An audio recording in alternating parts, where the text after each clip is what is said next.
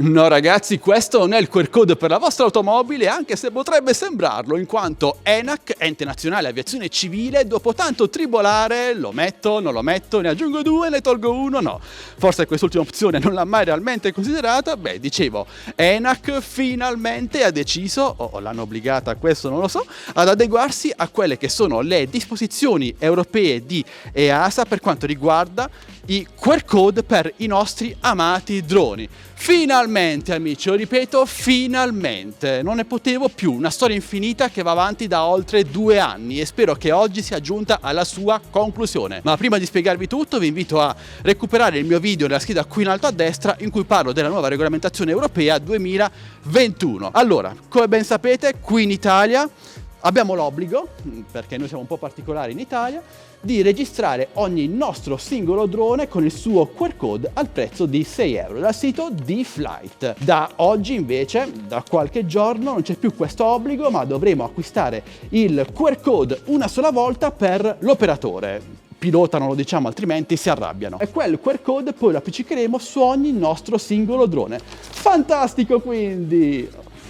La cosa particolare di questa vicenda e che ci rende unici al mondo è che se questo QR code è gratis quasi in tutta Europa, in Italia non è così, perché in Italia lo paghiamo 6 euro, esattamente come facevamo prima per ogni nostro singolo drone, ma ora lo paghiamo per l'operatore. Però il problema conseguente a questo è che questi 6 euro sono da rinnovare ogni anno, esattamente come fosse il bollo, l'assicurazione, una tassa per la nostra automobile, e trovo questo davvero assurdo. Voi direte, perché rinnovare questi 6 euro ogni anno? Perché pagare? Non è tanto il problema dei 6 euro, che sono pochi soldi, alla fine è il costo di una buona pizza, ma il problema che porta a questo pagamento, a questi 6 euro, è un altro. Infatti D-Flight è un'azienda privata, è una società, non so nemmeno come definirla, che non può attingere a soldi pubblici, a fondi pubblici, quindi deve campare, diciamolo chiaramente. E come può fare? Con questi 6 euro. E ora io mi chiedo, perché ENAC, tu che sei l'ente nazionale, non hai pensato tu stessa a realizzare un sistema gratuito per tutti e invece l'hai delegato a tante altre società esterne come D-Flight, come ENAV, e sono sicuro che andando a scavare ne troviamo anche altre? Beh,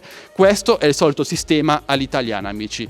Non ci risponderanno mai, ma è chiaro a tutti, no? Comunque, è una buona notizia da una parte, perché non dovremo più litigare con 1000 QR code, ne basterà solo uno come vuole l'Europa. Speriamo che questa storia finisca qui, speriamo che questa sia la versione definitiva della regolamentazione dei QR code. E cosa dirvi amici, questo è tutto. Ditemi ora la vostra opinione lasciando un bel commento qui sotto, un bel like per supportarmi e condividete questo video a tutti i vostri amici. Alla prossima, sempre qui su Addicted to Tech. Ciao ragazzi!